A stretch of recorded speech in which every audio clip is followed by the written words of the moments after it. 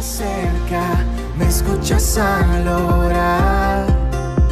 Yo sé que de mi lado estás, pintas los cielos de gloria y majestad. Por siempre yo te seguiré, mis ojos abriste, tu vida me dice. Me gusta mucho la administración de Rodrigo, ¿no? Cuando viene de una mentalidad joven, hay una gracia hermosa ahí que se está preparando. ¿Cuántos dicen amén? Bueno, me ha tocado una vez más tener que servirle a todos ustedes y de verdad que es una honra, es un privilegio poder de nuevo venir y expresar una vez más lo que está en el corazón del Señor. Acuérdense que estamos edificando no la iglesia corporativa, donde acá ya no se trata de individuales, sino que se trata de que podamos todos llegar, ¿cierto?, a ser uno como iglesia. Amén. Amén. Así que cierre sus ojitos por un momento, vamos a orar. Padre, te doy gracias, Señor, por este tiempo. Gracias por el privilegio que nos das, Señor, de poder reunirnos una vez más como tu iglesia.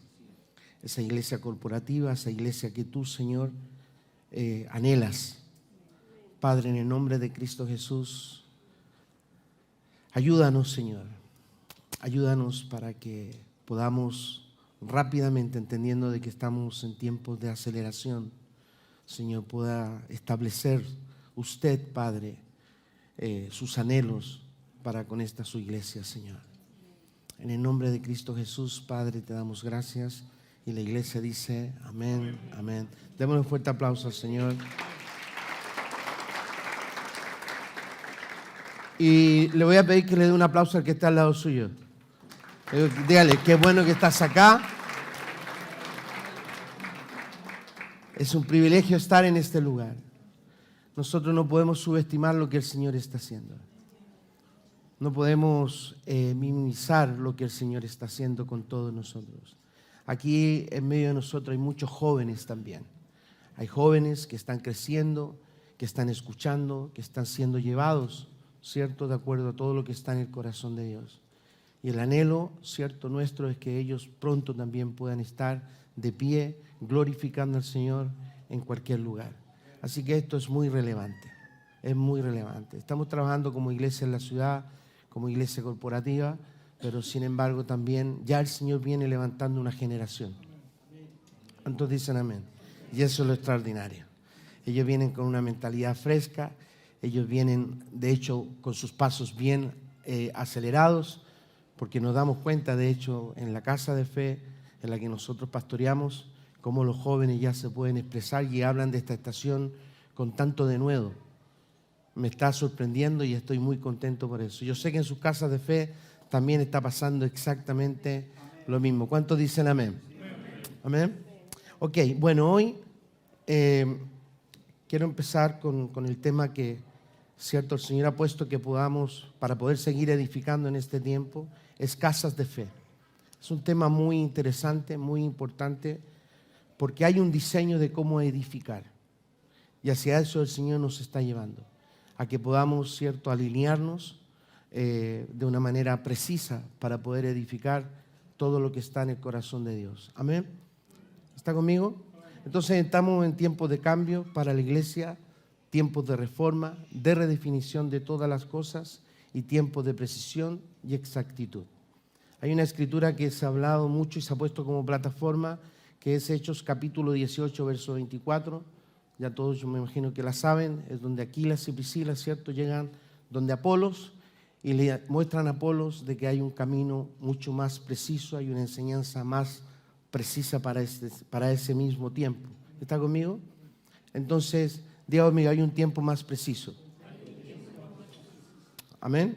Entonces, es un tiempo para aquellos que tengan un profundo anhelo de querer más de Dios. Y fíjese que esto me ha puesto a pensar mucho, porque como bien decía Rodrigo, la competencia se tiene que terminar. Aquí nosotros tenemos que anhelar todos, ¿cierto?, unánimes, ¿no?, de que el reino de los cielos sea establecido en cada uno de nosotros. ¿Está aquí? Entonces, el Señor está con todos aquellos que anhelan fervientemente este tiempo, esta estación, y de hecho a lo que se les ha revelado, porque esto también el Señor lo ha revelado. ¿Cuántos dicen amén? Este es un tiempo extraordinario. ¿Sí o no? Este es un tiempo extraordinario. Amén. Así que vamos a seguir avanzando. Por supuesto tiene que ver con aquellos que son líderes, que anhelan ver la reforma en este tiempo en plenitud. Amén. Sino no tiene nada que ver con las manifestaciones externas como los milagros, señales y prodigios. Diga, eso ya quedó atrás. No es que deje de ser, pero ya no estamos en eso. ¿Está conmigo? Sino con la real transformación de las personas creadas a imagen y semejanza de Dios, donde la iglesia será la exacta representación de Dios aquí en la tierra, exhibiéndose a través de su iglesia, porque todo fue creado por Él y para Él. Colosenses capítulo 1, verso 16 es clave también en todo esto. Tú tienes que saber que todo lo que nosotros hacemos tiene que ver con Él. Todo lo que Él nos da tiene que volver a Él. Todo lo que nosotros vivimos como hijos de Dios, dígale que está a su lado, se trata de Él. Amén. ¿Está conmigo? En Marcos capítulo 2, verso 22, dice: nadie echa vino nuevo en odres viejos, porque entonces el vino romperá el odre y se pierde el vino y también los odres, sino que se echa vino nuevo en odres nuevos. El vino nuevo de la estación apostólica. La estación apostólica reconstruye y restaura las ruinas ancestrales a su condición original en el reino de Dios. ¿Está conmigo? Eso lo hace lo apostólico.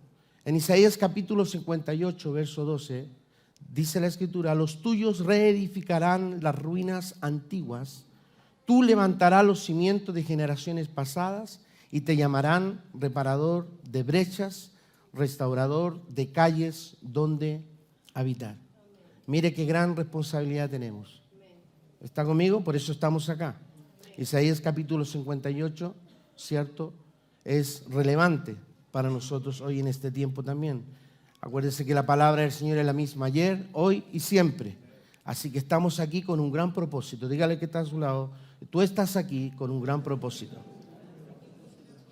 Amén. ¿Qué privilegio es ese? Que el Señor nos haya considerado para este tiempo, para poder reedificar las ruinas pasadas. Wow. Tómele el peso a esto, por favor. Por esto, esencialmente, el ministerio quíntuple está comisionado y equipado por el Espíritu Santo para construir una estructura que albergará la plenitud de la deidad. Esto es la reconstrucción de todas las cosas que el apóstol Pedro hizo referencia en el libro de los Hechos, capítulo 3, verso 19. Yo voy a estar diciendo varios versículos bíblicos y le voy a pedir que usted los vaya apuntando, ¿ok? Porque de esta enseñanza, mire, se puede abrir mucho. Esta enseñanza yo quiero que usted la vuelva a escuchar, porque de aquí usted puede sacar mucho pan. Hay mucho pan, ¿ok? Yo solamente voy a enseñar y voy a traer una parte solamente de lo que es esta enseñanza. Pero yo sé que el Señor a usted le revelará más, ¿ok? La iglesia, tiene que saber usted que la iglesia intrínsecamente es la casa de Dios. ¿Está conmigo? Dicho de otra forma, la iglesia en la tierra es la familia de Dios. Así que vamos sacando paradigmas, vamos alineándolos a lo que el Señor está hablando. No tiene nada que ver con nosotros. ¿Está conmigo? Ok, cada aspecto del carácter y naturaleza de la iglesia es un reflejo de la deidad Padre, Hijo y Espíritu Santo. Ahora, el mandato de los apóstoles es edificar la familia de Dios en la tierra. Pablo aludió a esto cuando detalló en funcionamiento en las cartas a los Efesios. Dijo: edificados sobre el fundamento de apóstoles y profeta. Esto usted lo encuentra en Efesios capítulo 2, verso 13 al 22. Y estamos seguros que el nuevo pacto en la sangre de Jesús no fue solo el traslado de la raza humana a la iglesia, el cuerpo de Cristo, sino el traslado a la familia de nuestro Dios y Padre, haciéndose hijos e hijas de Dios. ¿Está aquí? Además, si uno analiza minuciosamente nuestra colocación en la familia de Dios, entonces incluía también nuestra colocación en unidades individuales de la familia llamado el cuerpo de Cristo. Amén. Estas familias pueden ser descritas como las casas de Dios. ¿Está acá? Digo, amigo, las casas de Dios no tienen nombre. Jesús redefinió a esta familia en una de las descripciones más revolucionarias que nos ha dado. En las declaraciones hechas, priorizó la forma en que debemos ver la familia desde la perspectiva celestial. ¿Está conmigo? Acuérdense que nosotros somos nuevas criaturas. Miremos unos cuantos versículos que son base para todo lo que estoy hablando. Mateo capítulo 10, verso 34 en adelante. No piensen que vine a traer paz a la tierra. No vine a traer paz, sino espada. Porque vine a poner al hombre contra su padre, a la hija contra su madre y a la nuera contra su suegra. Y los enemigos del hombre serán los de su misma casa. Ponga atención a esto. El que ama al padre o a la madre más que a mí, dice la Escritura, no es digno de mí. Y el que ama al hijo o a la hija más que a mí, no es digno de mí. Y el que no toma su cruz y sigue en pos de mí, no es digno de mí. El que ha hallado su vida la perderá, y el que ha perdido su vida por mi causa la hallará. ¿Quién dice amén? Mateo capítulo 12, verso 46. Mientras Jesús aún estaba hablando a la multitud, su madre y sus hermanos estaban afuera deseando hablar con él. Y alguien le dijo, tu madre y tus hermanos están afuera y te quieren hablar. Pero Jesús respondió al que le informó, ¿quién es mi madre y quiénes son mis hermanos? Y extendiendo la mano, haga así conmigo, y extendiendo la mano hacia sus discípulos dijo, miren, he aquí están mi madre y mis hermanos, porque cualquiera que hace la voluntad de mi Padre que está en los cielos, ese es mi hermano, mi hermana y mi madre. Dale un aplauso al Señor, por favor, en esta tarde. Aleluya. Qué hermoso entender esto, ¿no? Cuán importantes somos nosotros como familia. Amén. Vamos a seguir. Entonces, dame un segundito. Entonces, este es el orden de la nueva creación que gobierna nuestro testimonio y propósito en la vida. Lo voy a volver a repetir. Este es el orden de la nueva creación que gobierna nuestro testimonio y propósito en la vida. ¿Está conmigo?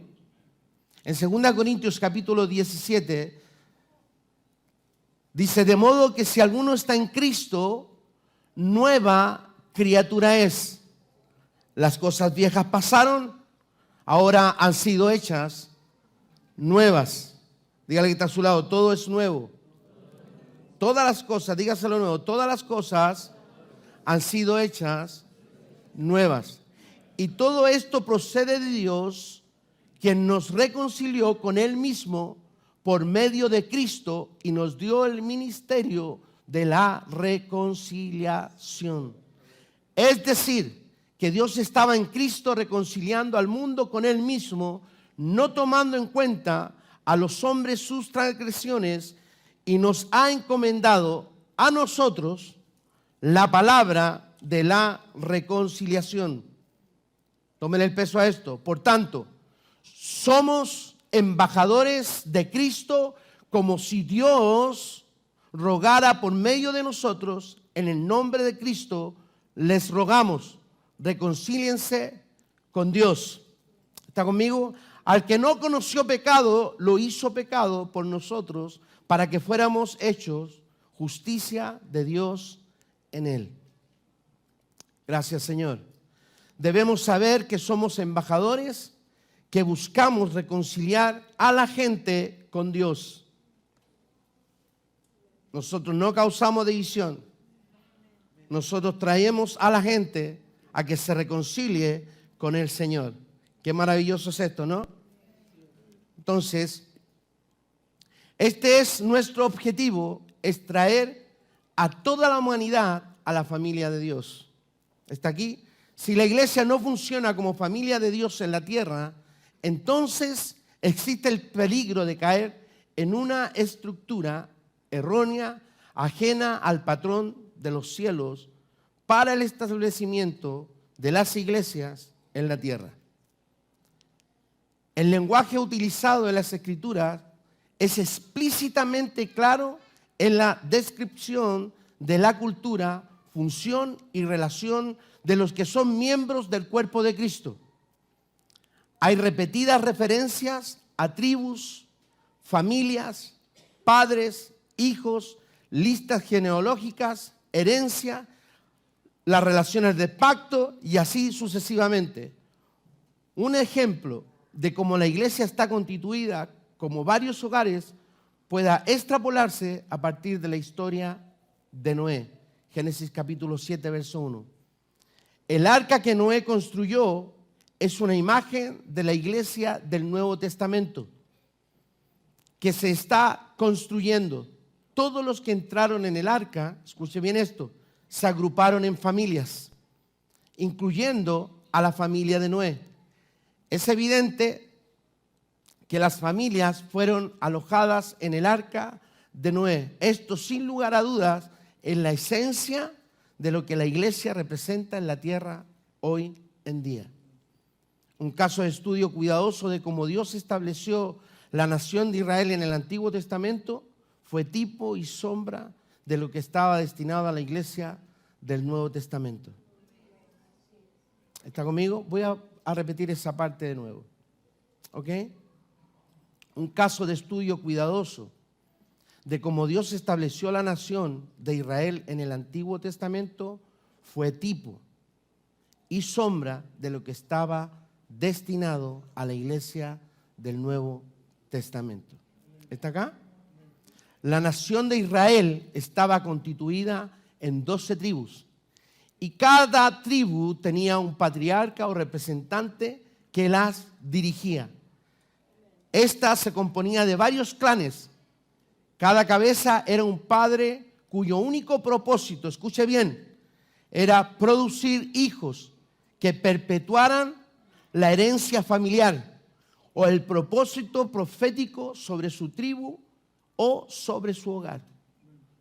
Qué interesante, ¿no? ¿Se da cuenta dónde el Señor nos está elevando, hacia dónde el Señor nos está llevando?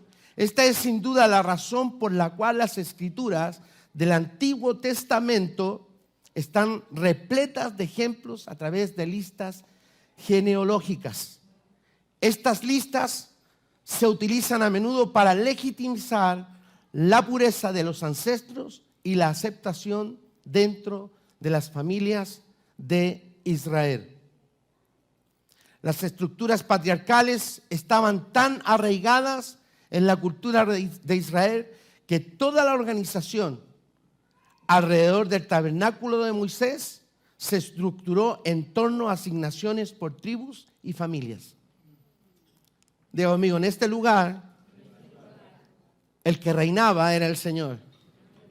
Diga, estaba todo en orden. Diga conmigo de nuevo, estaba todo en orden. Las estructuras patriarcales estaban tan arraigadas en la cultura de Israel que toda la organización alrededor del tabernáculo de Moisés se estructuró en torno a asignaciones por tribus y familiares. Sus viajes por el desierto se regularían de acuerdo a grupos de familias. Incluso cuando los juicios de Dios venían, familias enteras sufrían, digo amigos, familias enteras sufrían las graves consecuencias a causa de sus faltas. Estoy entrando un poco más profundo ya en el mensaje. Y esto es muy relevante. Tenemos un ejemplo, Acán, y toda su familia fue destruida. Leamos Josué capítulo 7, verso 3 al 26. Bueno, eso está en el capítulo 7, verso 3 al 26, para que usted lo lea. Incluso la decisión de Rahab, en un momento, la ramera, ¿cierto? Cuando ayudó a los espías enviados por Josué, ofreció beneficios a largo alcance para toda su familia. Aquí vemos un caso contrario, ¿no? Cuando Rahab se posturó a los enviados de Dios, ella recibió beneficio. Pero Acán, por desobedecer al Señor, ¿cierto? ¿Qué fue lo que sucedió? Dice la Escritura, y esto es fuerte, iglesia. Toda su generación se terminó. Toda, absolutamente todo. Y no fue tan solamente eso. Mire qué denigrante fue lo que ellos vivieron y experimentaron. Porque ellos fueron expuestos al mismo pueblo. Y el mismo pueblo les tiró piedras. Y después de tirarle piedras, después de ser lapidados, dice la Escritura que fueron todos quemados. Esto es fuerte. La palabra de ayer es la misma de hoy también. Nosotros debemos tomarle el peso a lo que el Señor habla.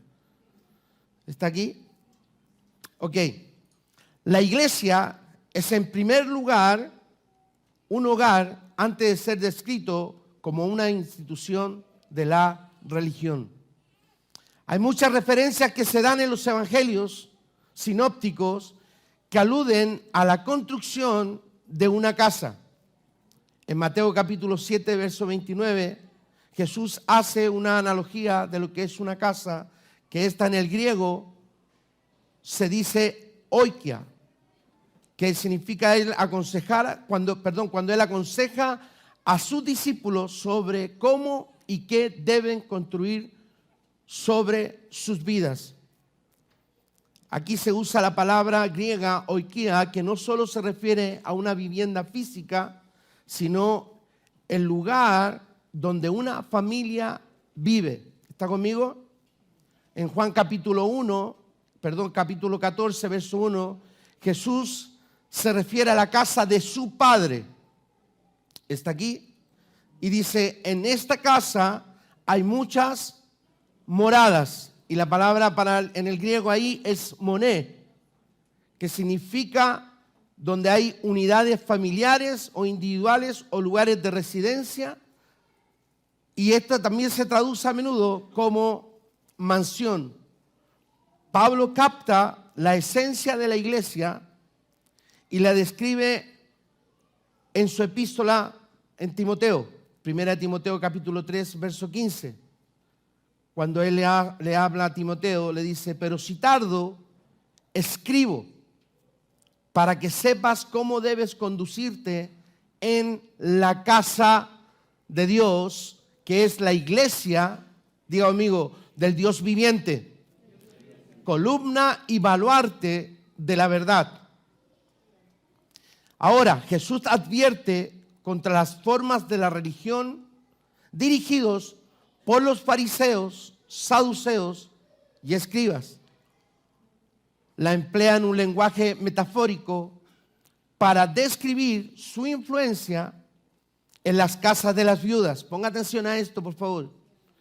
Esto implica la idea de estructuras burocráticas con mano dura de liderazgo que deja a sus adherentes en la miseria y sin protección espiritual. Las personas bajo su custodia no son diferentes a lo experimentado por una viuda o sin marido o una familia sin padre. Hay muchas congregaciones vulnerables que están sometidas a este tipo de liderazgo que se describen como casas viudas. En Marcos capítulo 12, verso 40, dice que estos fariseos devoran las casas de las viudas y por las apariencias hacen largas oraciones. Estos recibirán mayor condenación. También leemos en los Hechos de los Apóstoles, los creyentes recién convertidos se reunieron en el templo, pero partían el pan, diga conmigo, de casa en casa. Así que en algo debemos estar de acuerdo. El templo se describe a menudo como casa de mi Padre. ¿Se acuerda de la escritura que acabo de leer? Juan capítulo 2 también, verso 13. Ahora, los Hechos de los Apóstoles nos dan la imagen más clara de cómo debemos ver la organización de los creyentes en la casa de fe. Hechos capítulo 2, verso 42. Y se dedicaban continuamente a las enseñanzas de los apóstoles, a la comunión, al partimiento del pan y a la oración. Estas reuniones de casa en casa no eran meramente reuniones de creyentes en lugares domésticos o residenciales. Tampoco eran un grupo celular, como muchos se denominan. Eran congregaciones totalmente funcionales, reuniéndose como hogares o familias de Dios. ¿Está conmigo? ¿Se está entendiendo? Es necesario entender esto para que podamos alinearnos y empezar a caminar con precisión de cómo debemos dirigirnos, inclusive aún a nosotros mismos, cuando nos reunimos con nuestros hermanos. Pero no es el punto en cuestión. No es el punto en cuestión, sino el hecho de que se conocieron como familias. Estas familias, digo amigo, estas familias no fueron clasificadas por su linaje biológico, sino por la afiliación determinada por el ministerio del Espíritu Santo. Todos los que estamos unidos en este lugar, estamos unidos por el Espíritu Santo de Dios. Y eso nos constituye una familia de reino, una familia celestial. ¿Está conmigo? Aunque no tengas la misma sangre mía, pero hay otra que está corriendo por ti.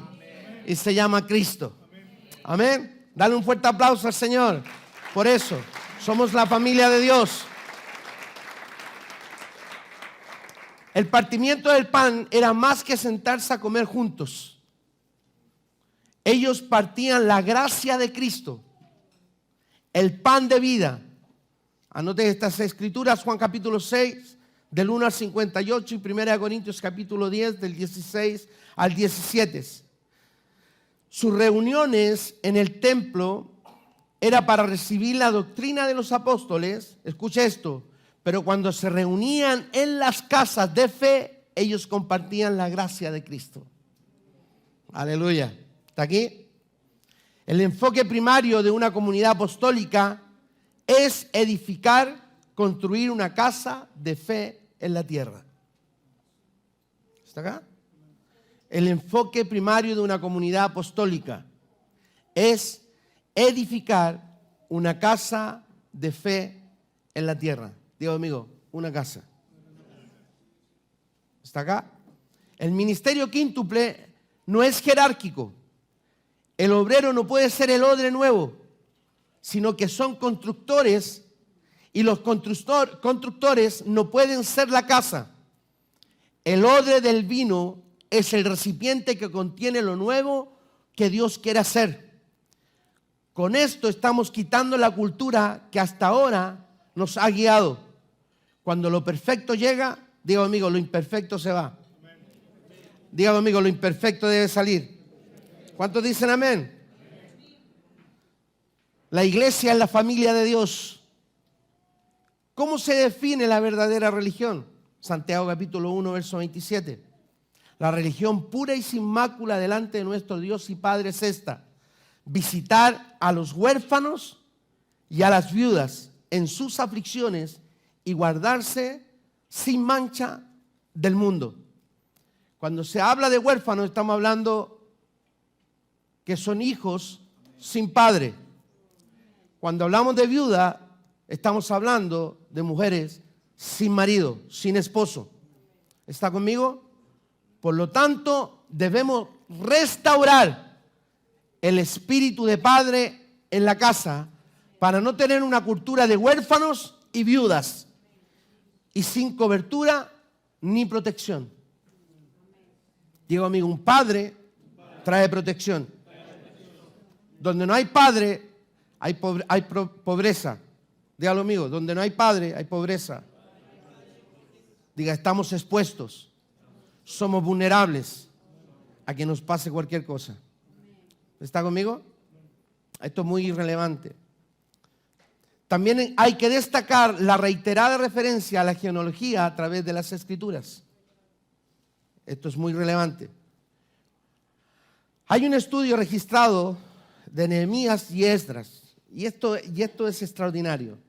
Dios, escuchen bien esto, Dios eligió construir la raza humana de dos formas.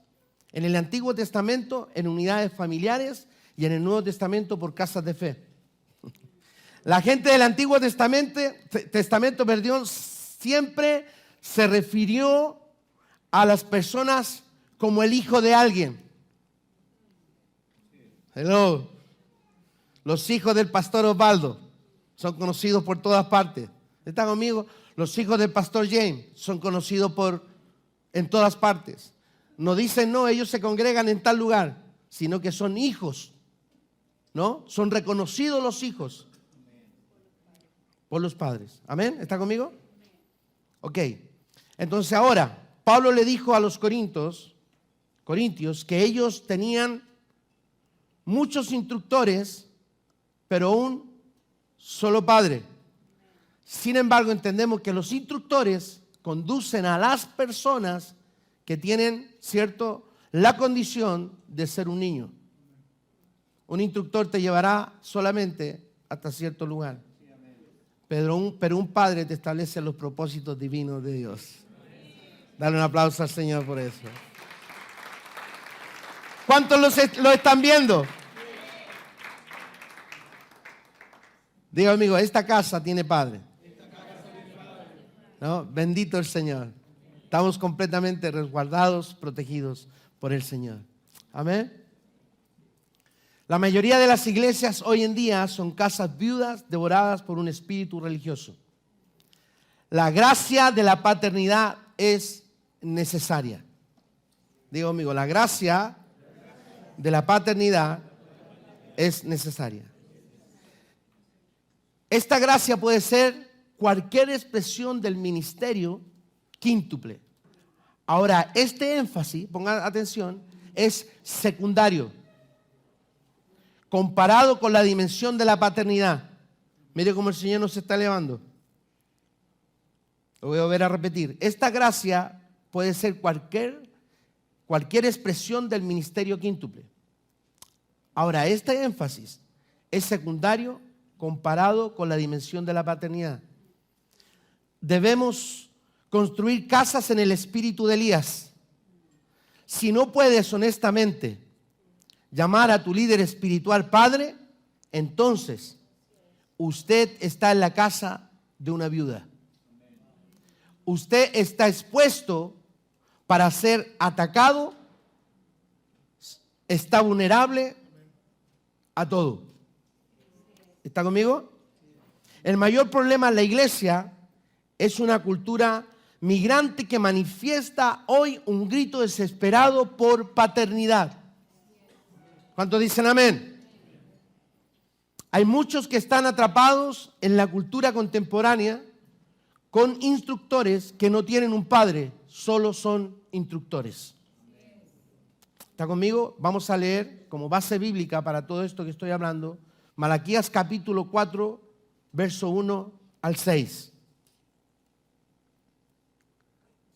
Porque he aquí, viene el día ardiente como un horno, y todos los soberbios y todos los que hacen el mal serán como paja, y el día que va a venir les prenderá fuego, dice el Señor de los ejércitos, que no les dejará ni raíz ni rama, mas para vosotros, que teméis mi nombre, se levantará el sol de justicia con la salud en sus alas, y saldréis y saltaréis como terneros del establo, y hollaréis a los impíos, pues ellos serán ceniza bajo las plantas de vuestros pies el día en que yo actúe, dice el Señor de los ejércitos. ¿Está conmigo? Acordaos de la ley de mi siervo Moisés, de los estatutos y las ordenanzas que yo les ordené en Horeb para todo Israel. He aquí, yo os envío al profeta Elías antes que venga el día del Señor, día grande y terrible. Él hará volver el corazón de los padres hacia los hijos y el corazón de los hijos hacia los padres. No sea que venga yo y hiera la tierra con maldición. ¿Está conmigo? Hay muchos hijos, o la tierra está plagada de maldición. ¿Está aquí? Porque no hay padre. Hay padres ausentes. Cuando se restaura la paternidad, las iglesias ilegales se terminarán. Lo voy a repetir.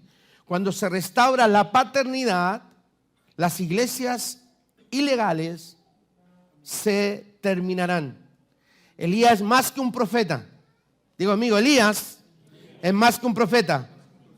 La señal de la unción de Elías no es la profecía. La señal de esta unción es mi Padre, mi Padre. ¿Está conmigo? Este fue el grito de ¿quién? De Eliseo. Mi Padre, mi Padre. ¿Se da cuenta que es más que un profeta? Aleluya.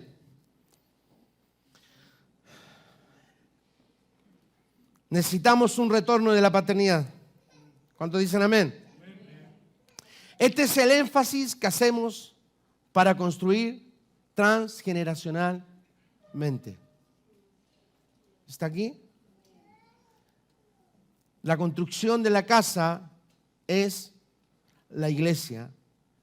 En el griego es eclesia y en arameo es koal. Nosotros, tú tienes que saber que somos una nación santa. Dije que Israel era la sombra que apuntaba a la sustancia. ¿Está conmigo? La real, que somos nosotros. Este tenía 12 tribus y cada tribu tenía un clan y cada clan una casa. ¿Está conmigo? Y cada clan, diga conmigo, una casa.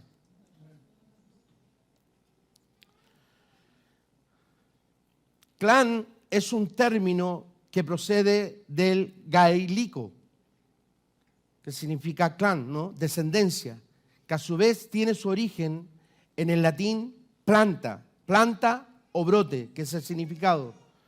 La noción, escuche bien, se utiliza para nombrar al grupo que exhibe una tendencia exclusiva y cuyos integrantes están unidos por fuertes vínculos, muchas veces de familiaridad. El clan, por lo tanto, implica un grupo de personas unidas por un cierto parentesco o ascendencia. Lo importante es la percepción que comparten de ser descendientes de un ancestro en común. ¿Está conmigo? Debemos saber que cada congregación es un hogar. Digo, amigo, cada congregación es un hogar. El enfoque de muchos instructores es hasta ahora buscar las multitudes. Pero digo, amigo, esa no es la visión de un padre. Yes. Yo anduve en eso. Soy honesto, yo anduve en eso. Buscaba los templos más grandes. Quería que la iglesia se llenara. De hecho, escuché muchas palabras proféticas. Pero tenía que aprender a reconocer la voz. Puede ser que era muy inmaduro todavía y no podía escuchar muy bien la frecuencia del Espíritu Santo. Por lo tanto, me equivoqué muchas veces. Pero el Señor, como quiere, igual conoce quién es su hijo. ¿Está conmigo? Esto se trata de un hogar. Esto se trata de la familia de Cristo. Padres e hijos. No de multitudes. Diga, amigo, no de multitudes. Las tuvimos. Fueron muchos. ¿Está acá? Ahora observe esto. En Hechos capítulo 1, verso 16 en adelante. Por aquel tiempo, Pedro se puso de pie en medio de los hermanos. Eran un grupo como de 120 personas.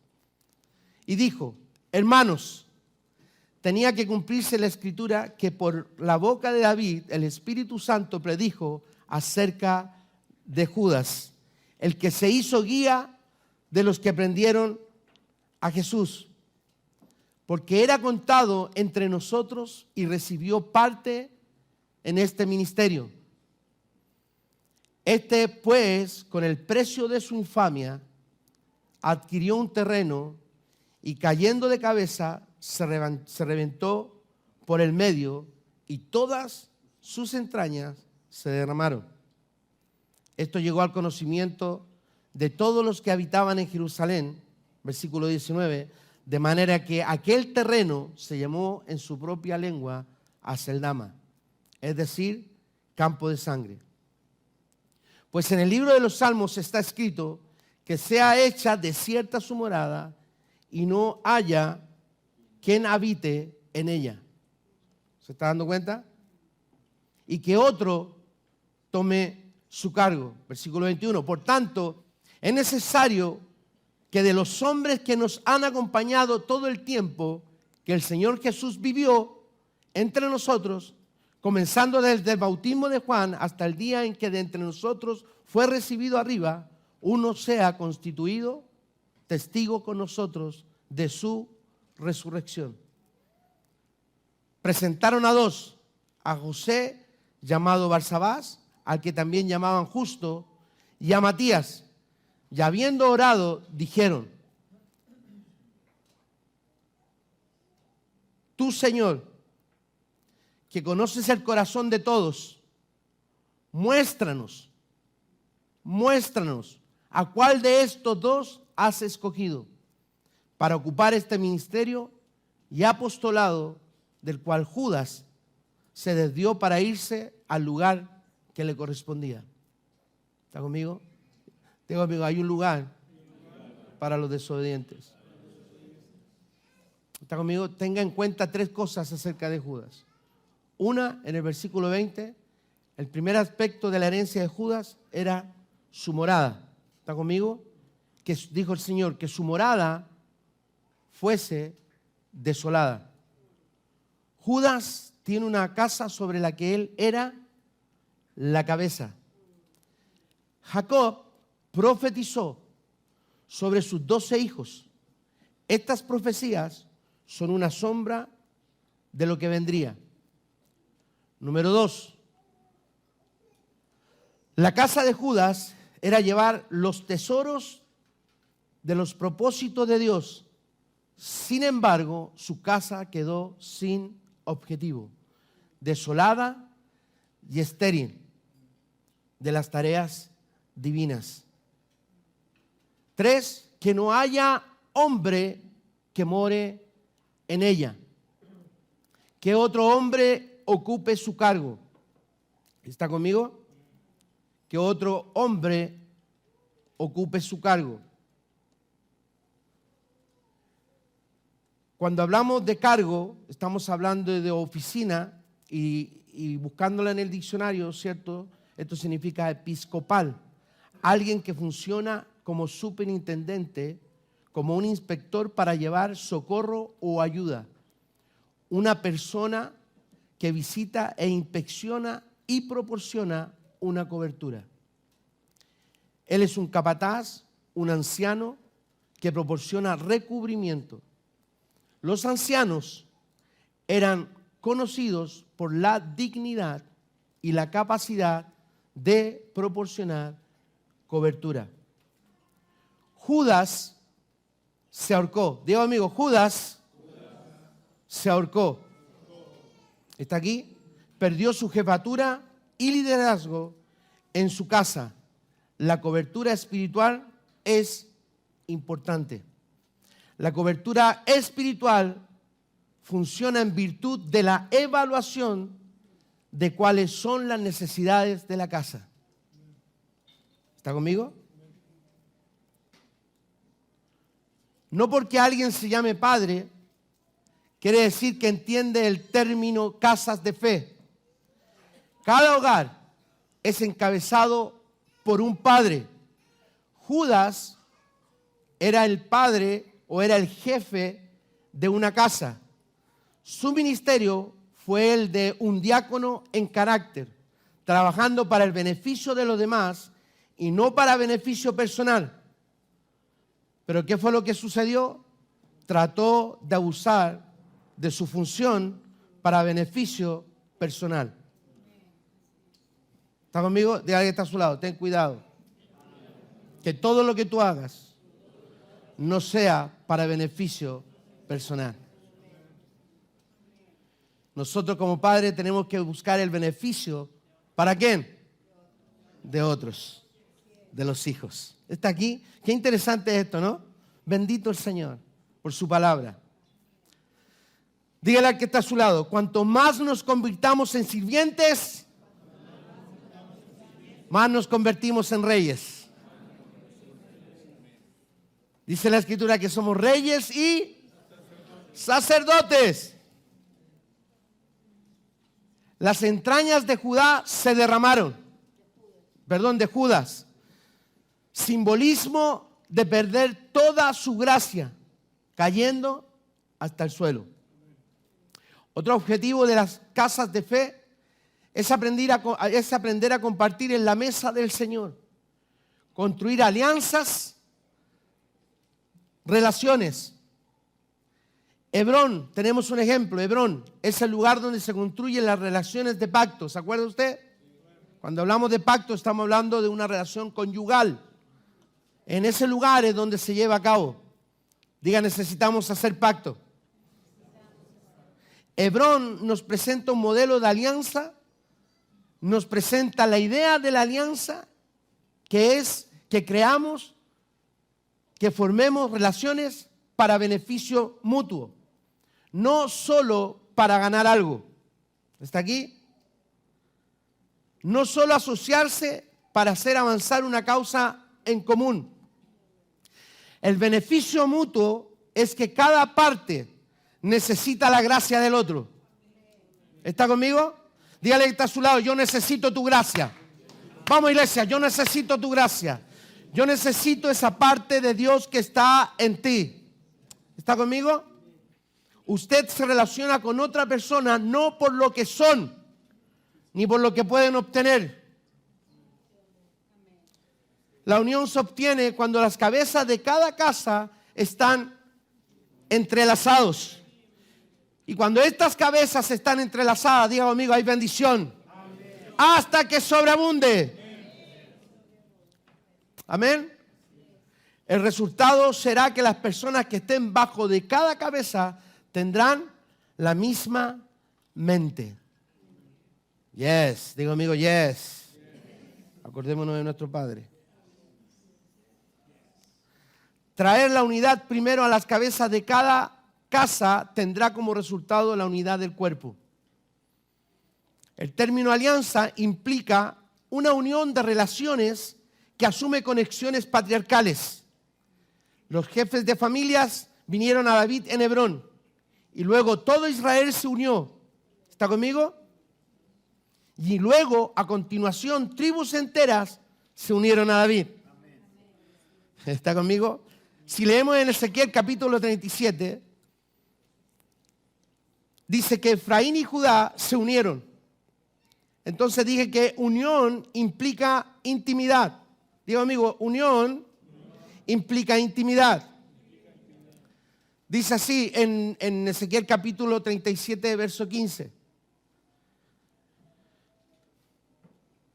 Y vino a mí palabra del Señor diciendo,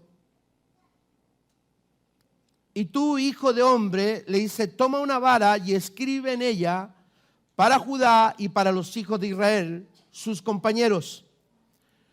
Toma luego otra vara y escribe en ella para José, vara de Efraín, y para toda la casa de Israel, sus compañeros.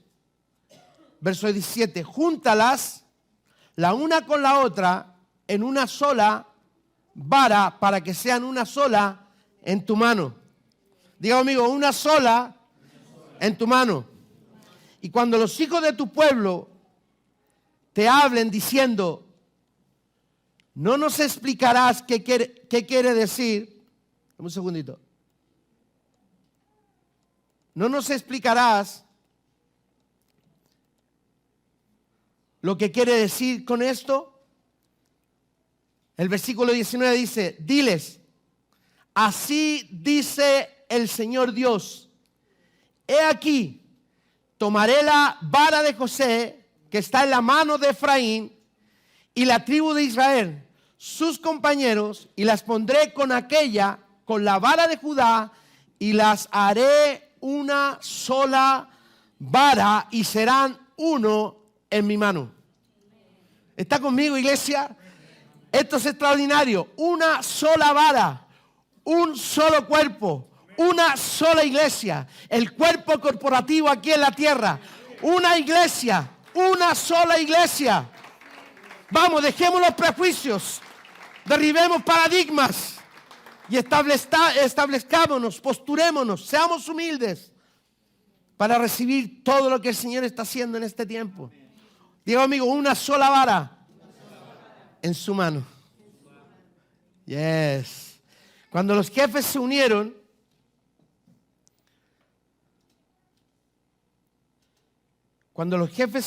nadie lideraba, deme un segundito, como una cuestión para ser elegido o nombrado. Esto puede ocurrir de manera sobrenatural, pero la jerarquía aquí no es el punto. ¿Está, amigo? Diga, somos todos iguales. Todo lo que hace el Señor lo hace de una forma sobrenatural. ¿Se acuerda de Pedro cuando se levantó?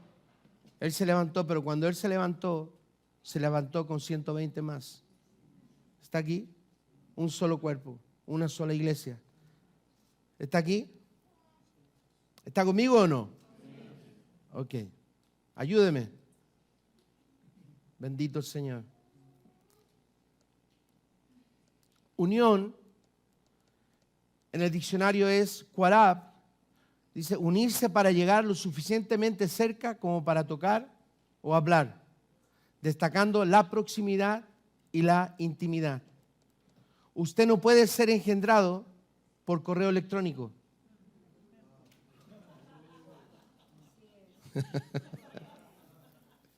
¿Entiende usted eso?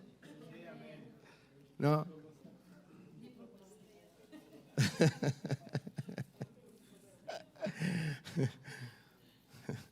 Parece que tuvieran el chip ya puesto, no nada. Cuando estuvimos por diferentes lugares, créanme que tuvimos bastantes experiencias de esas. Pero se hablaba de paternidad, estaban cerca, ¿no? Y oramos para que todos puedan recibir, obviamente, lo que el Señor está haciendo. ¿Cuántos dicen amén? ¿No?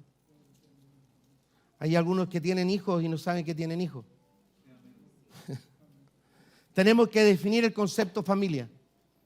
En la presente estación, su familia natural no es tu verdadera familia. Solamente se convierte en tu verdadera familia cuando comparten las cosas que tú compartes en Dios. Mateo capítulo 12, verso 46 a 50. Mientras estaba todavía hablando a la gente, he aquí su madre y sus hermanos estaban afuera deseando hablar con él. Alguien le dijo, he aquí, tu madre y tus hermanos están afuera deseando hablar contigo. Pero Jesús respondió al que le decía y le dijo, ¿quién es mi madre y quiénes son mis hermanos? Y extendiendo su mano, hágalo conmigo de nuevo, por favor, a sus discípulos dijo, he aquí, mi madre y mis hermanos, porque cualquiera que hace la voluntad de mi Padre, que está en los cielos, ese es mi hermano, mi hermana y mi madre. Tienes que llegar al lugar donde no tienes madre ni padre biológico, como Melquisedec. Convertirse sin genealogía. Genealogía en lo natural. Iba a entender Juan capítulo 3, verso 8. Para que no se queje. ¿Está conmigo? Voy a volver a repetir. Tienes que llegar al lugar donde no tienes madre ni padre biológico, como Melquisedec.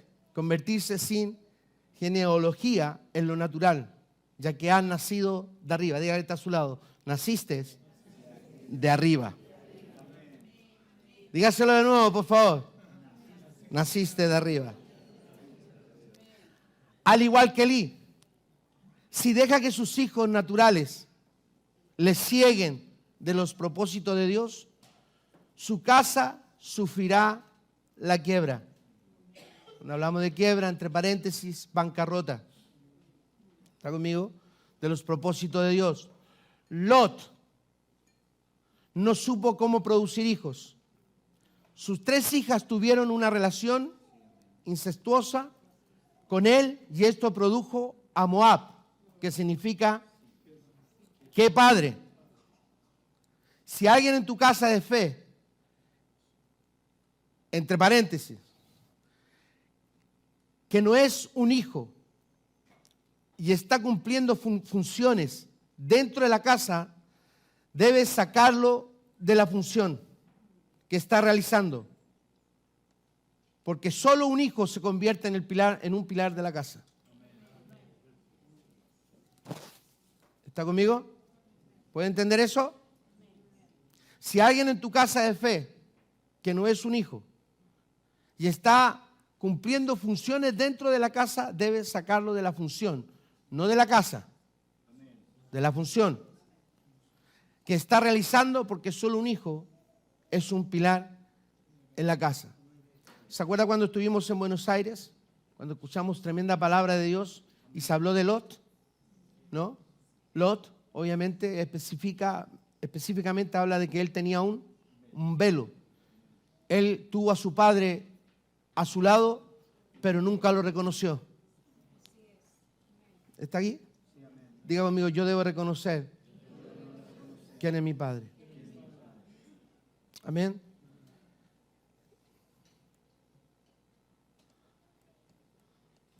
La iglesia es la nueva creación de la raza humana. 2 Corintios capítulo 5, verso 17. De modo que si alguno está en Cristo, nueva criatura es, las cosas viejas pasaron, he aquí, son hechas nuevas. 2 Corintios capítulo 5, verso 18. Dice, y todo esto procede de Dios, quien nos reconcilió consigo mismo por medio de Cristo y nos dio el ministerio de la reconciliación, a saber que Dios estaba en Cristo reconciliando al mundo consigo mismo, no tomando en cuenta a los hombres sus transgresiones, y nos ha encomendado a nosotros la palabra de la reconciliación. Esto lo leí hace un ratito, ¿no? Por lo tanto, somos embajadores de Cristo, como si Dios rogara por medio de nosotros, en el nombre de Cristo rogamos, reconciliados con Dios. Al que no conoció pecado, le hizo pecado por nosotros para que fuéramos hechos justicias en Dios, en Él. Cuando hablamos de una nueva creación, estamos hablando de que somos distintos. Dígale que está a su lado, tú eres distinto. Nuestra categoría y función es distinta a la del mundo. ¿Está conmigo? Nuestra categoría y función es distinta a la del mundo. Dígale que está a su lado, tú eres una nueva criatura en Cristo Jesús. Amén. Constituimos una nueva familia, una nueva especie. Y nuestra labor es volver a reconciliar a las personas con el Padre. ¿Está conmigo? Adán fue, deme un segundito. Metí el dedo un poquito fuerte. Adán fue llamado hijo de Dios, Lucas capítulo 3. Sin embargo, él se desalineó a sí mismo del Padre y él perdió su autoridad.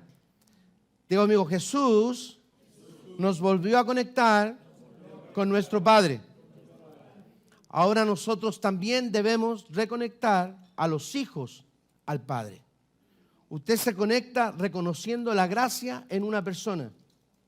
Me refiero a paternidad. Somos una nueva creación. Dice, Dios estaba en Cristo reconciliándonos de vuelta con Él. Entonces entendemos que esta nueva creación es edificada sobre un patrón, digo amigo, de familia. Dígalo fuerte, de familia. Mateo capítulo 16, verso 13, en adelante. Cuando llegó Jesús a la región de Cesarea de Filipo, preguntó a sus discípulos diciendo, ¿quién dicen los hombres que es el Hijo del Hombre? ¿Está conmigo? Y ellos dijeron, unos Juan el Bautista y otros Elías, pero otros Jeremías o uno de los profetas. Él les dijo, ¿y vosotros? ¿Quién decís que soy yo? Respondiendo Simón Pedro dijo, tú eres el Cristo, el Hijo del Dios viviente.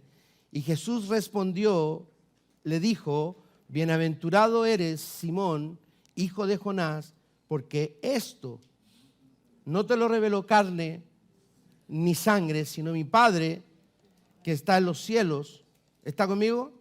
Y yo también te digo que tú eres Pedro y sobre esta roca edificaré mi iglesia y las puertas del Hades no prevalecerán contra ella.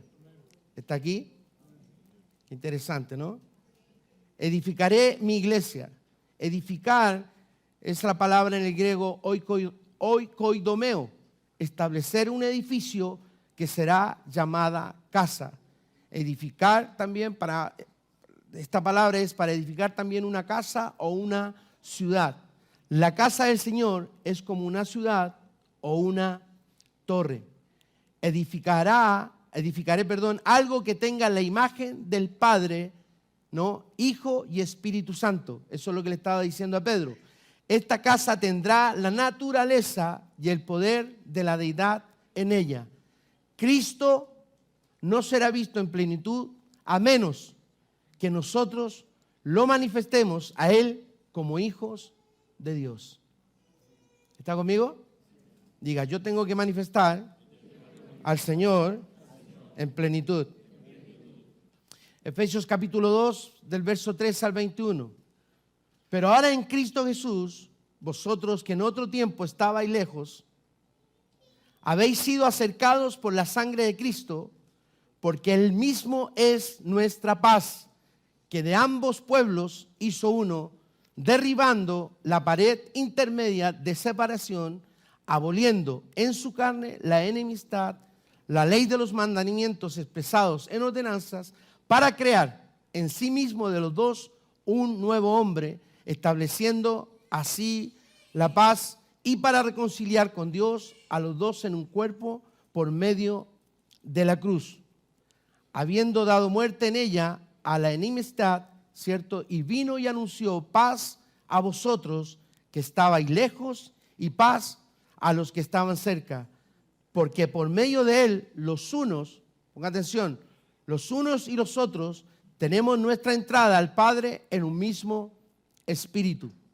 Así pues, ya no sois extraños ni extranjeros, sino que sois conciudadanos de los santos y sois de la familia de Dios, edificados sobre el fundamento de los apóstoles y profetas, siendo Cristo, Jesús mismo, la piedra angular, en quien todo el edificio, bien ajustado, va creciendo para ser un templo santo en el Señor, en quien también vosotros sois juntamente edificados para morada de Dios en el Espíritu. ¿Está conmigo? Ahora, hemos estado edificando el cuadro teológico para la comprensión de casas de fe. Porque a través de este odre Dios soltará sus propósitos. ¿Está conmigo? No debemos edificar números, sino casas de acuerdo al diseño en el orden del cielo. Perderemos el vino nuevo si este odre no es edificado apropiadamente. ¿Quién quiere perder el vino? Yo no quiero perder el vino. Así también la casa no quedará desolada. Mateo capítulo 23. Dice que la palabra aquí, cierto, es recurrente. Ahora, esta casa será conectada a la familia en el cielo. Dígale, está a su lado, ¿fuiste conectado a la familia del cielo? ¿Está conmigo? Y será constituida de diferentes casas. Dice también la Escritura que las puertas del infierno no prevalecerán contra esta casa. ¿Está conmigo, iglesia? Las puertas del infierno no prevalecerán contra esta casa.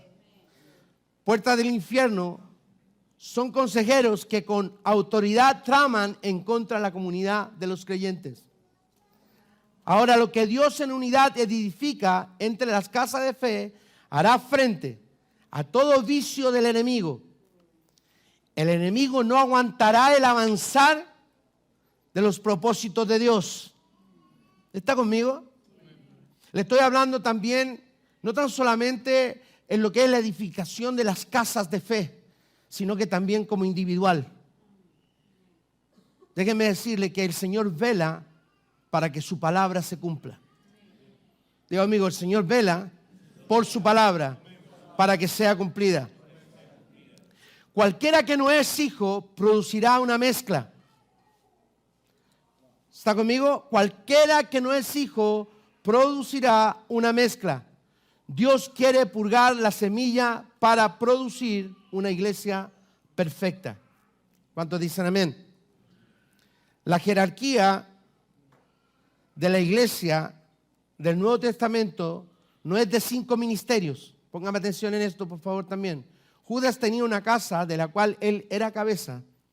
También era un anciano que proveía cobertura espiritual. Él funcionaba en el ministerio de la diaconía. Él trabajó de un diácono sirviendo las necesidades de otros. Él también estaba en el apostolado, un regalo, un don de Dios. ¿Está conmigo? Él perdió estas 4 dimensiones del ministerio. Los obreros no pueden volverse parte del edificio. Las casas de fe no pueden ser dirigidas por ninguno de los ministerios quíntuples, sino por padres. ¿Entendió esto? O sea, no es un apóstol, no es un profeta, no es un pastor, no es un evangelista, no es un maestro que te califica a ti como padre. ¿Está conmigo? Diga, hay un llamado más elevado. Padre, diga conmigo, Padre.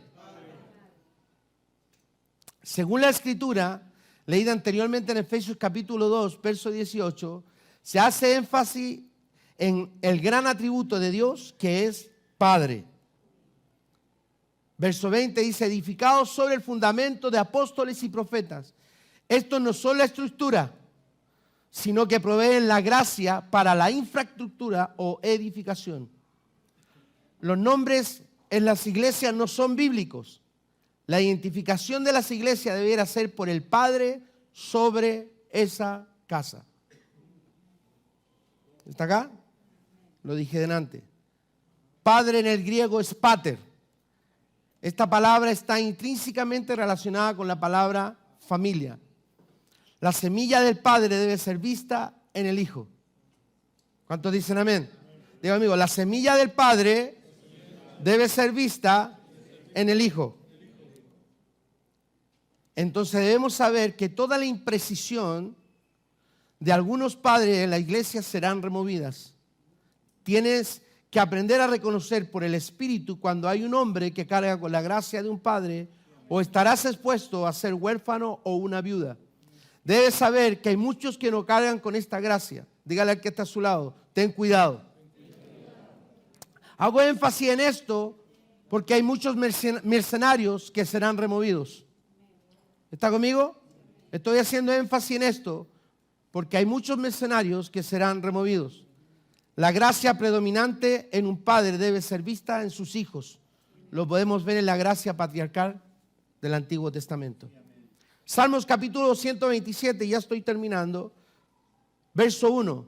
Dice, el Señor no edifica, si el Señor no edifica la casa, en vano trabajan los que la edifican. Si el Señor no guarda la ciudad, en vano vela la guardia. Es en vano que os levantéis de madrugada, que os acostéis tarde, que comáis el pan de afanosa labor, pues Él da a su amado aún mientras duerme. He aquí, don del Señor son los hijos, y recompensa es el fruto del vientre. Como flechas en las manos del guerrero, así son los hijos tenidos en la juventud. Bienaventurado, digo amigo, bienaventurado el hombre que de ellos tiene llena su aljaba. ¿Está conmigo? Aljaba en el griego es la palabra aspa. Son instrumentos, significa que estos son instrumentos en la casa de Dios. Dice que también este padre no será avergonzado cuando hable con sus enemigos en la puerta. ¿Está conmigo? Dice que la única forma o manera de edificar es dejar que sea el Señor quien edifique. Diga que está a su lado, deja que el Señor edifique la casa. Diga, esta casa. Pero también la otra casa. ¿Está conmigo? Es importante, muy importante. Para recibir tu herencia tienes que ser hijo. No tienes que hacer algo, no hacer, sino ser. Para recibir tu herencia tienes que ser hijo. No tienes que hacer algo, no hacer, sino ser. ¿Está conmigo? Un hijo es dado. Los hijos se te deben ser dados. Estos son engendrados por el Espíritu. Diga que está a su lado. Los hijos son dados. Estos son engendrados por el Espíritu. Debes operar desde una posición de reposo y no trabajo, aunque sea un solo hijo. Ya no son las multitudes. Un solo hijo. Un solo hijo. Tengo un ejemplo. Jacob era un solo hijo, pero en él estaban las 12 tribus. ¿Entienden esto? Esto es maravilloso.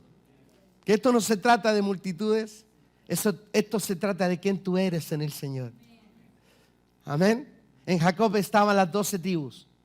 No hay solamente hijos en la casa. Usted tiene que saber esto. Hay esclavos y sirvientes. Como Marta, quien no se podía sentar a la mesa o no podía estar a los pies de Jesús. ¿Está conmigo? Hay algunos esclavos, los esclavos, solamente atienden las mesas. ¿Está acá?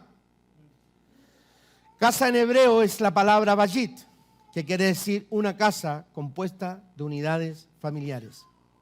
Flechas o saetas en las manos del guerrero, en las manos de un padre. Tus hijos, dice la Escritura, le harán frente a los enemigos en las puertas.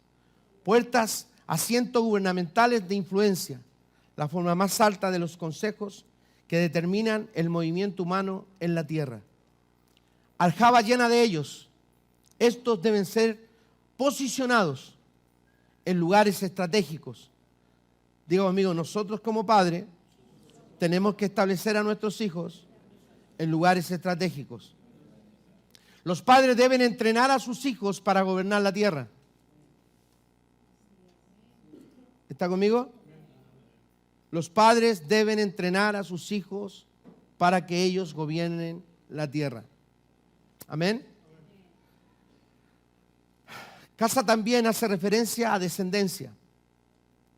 La casa de Dios es la cultura de familia. El Salmo 133 menciona esta unidad. Anótelo ahí usted, por favor. El Señor decreta bendición sobre la familia. ¿Se acuerda usted? Cuán hermoso es habitar los hermanos juntos en armonía, porque ahí el Señor envía bendición y vida eterna. ¿Está conmigo? Somos morada de Dios, cada uno de nosotros. Diga que está a su lado, tú eres morada de Dios. Cuando la casa está unida, la bendición automáticamente es activada. ¿Está conmigo? Sencillamente posiciónate con precisión en Él y la provisión te seguirá. ¿Cuántos dicen amén? Extraordinario, ¿no? Dijo Jesús, yo prepararé un lugar para vosotros, un lugar donde yo estoy, ustedes también estarán. Su localización es donde quiera que tú estés. O sea que Él está en todas partes. ¿Está conmigo? Él está en todas partes. Bendito el Señor. Puedes hacer todas las cosas en Cristo, quien es que te fortalece. Literalmente estamos con Cristo en lugares celestiales. ¿Cuántos lo creen? ¿Cuántos lo creen? Dígale que está a su lado, descansa. Descansa en el Señor. Dígale, ya fuiste sentado en lugares celestiales. Ya fuiste sentado en lugares celestiales.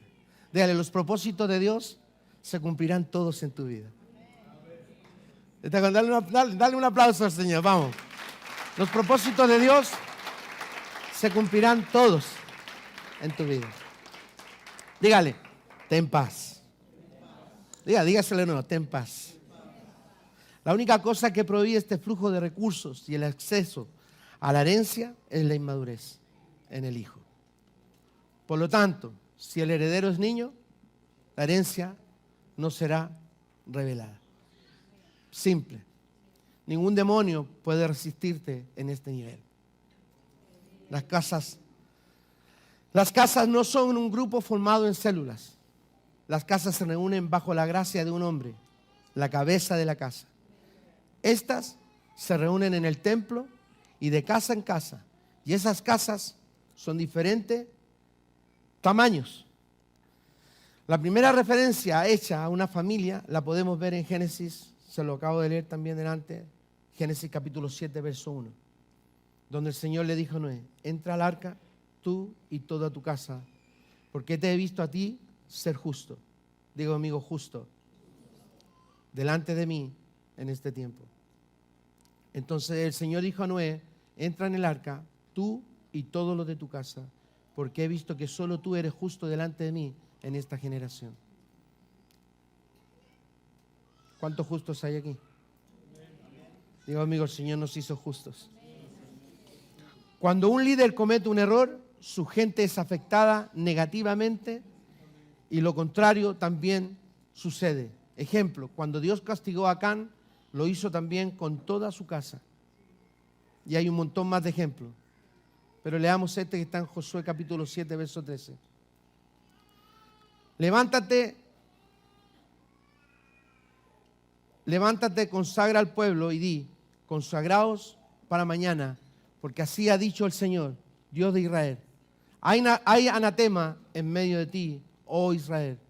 No podrás hacer frente a tus enemigos hasta que quitéis al anatema de en medio de vosotros. Por la mañana os acercaréis pues por tribus, y será que la tribu que el Señor señale se acercará por familias. Ponga atención. Y la familia que el Señor señale se acercará por casas, y la casa que el Señor señale se acercará hombre por hombre.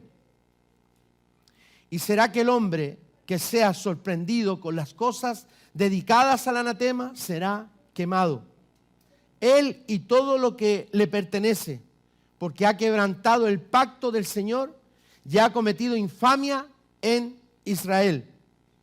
Y Josué se levantó muy de mañana e hizo acercar a Israel por tribus, y fue designada la tribu de Judá. Mandó a acercar a las familias de Judá, y fue designada la familia de los de Sera, e hizo acercar a la familia de Sera hombre por hombre, y Zabdi fue designado. Mandó a acercar su casa hombre por hombre, y fue designado Acán, hijo de Carmi, hijo de Zabdi, hijo de Sera, de la tribu de Judá. Entonces Josué dijo a Acán, hijo mío, te ruego, da gloria al Señor Dios de Israel y dale alabanza, y declárame ahora lo que has hecho. No me lo ocultes. Acán respondió a Josué y dijo: en verdad he pecado contra el Señor, Dios de Israel, y esto es lo que he hecho. Cuando vi entre el botín un hermoso manto de Sinar y 200 siclos de plata y una barra de oro de 50 siclos de peso, los codicié y los tomé, y he aquí están escondidos en la tierra dentro de mi tienda con la plata debajo. Y Josué envió emisarios que fueron corriendo a la tienda, y he aquí que el manto estaba escondido en su tienda con la plata debajo. Y los sacaron de la tienda, los llevaron a Josué y a todos los hijos de Israel. Ponga atención a esto. Y lo pusieron delante del Señor. Entonces Josué y con él todo Israel tomó a Acán, hijo de Zera, y la plata, el manto, la barra de oro, sus hijos, sus hijas, sus bueyes, sus asnos, sus ovejas, su tienda y todo lo que le pertenecía, y los llevaron al valle de Acor. Y Josué dijo: ¿por qué nos has turbado? El Señor te turbará hoy. Y todo Israel los apedreó y los quemaron después de haberlos apedreado. Dios juzgó a toda la familia de Acán. Padres, este es un tiempo de redefinir todas las cosas y empezar a trabajar con exactitud, porque tú eres el responsable de toda tu familia. Tú eres el que instruye. En ti está la bendición para toda una generación, para todo un pueblo.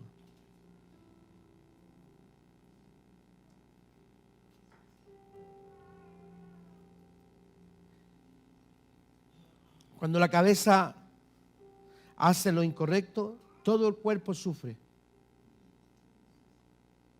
Hay otro ejemplo: los que estaban bajo Saúl estaban en deuda, descontentos y angustiados.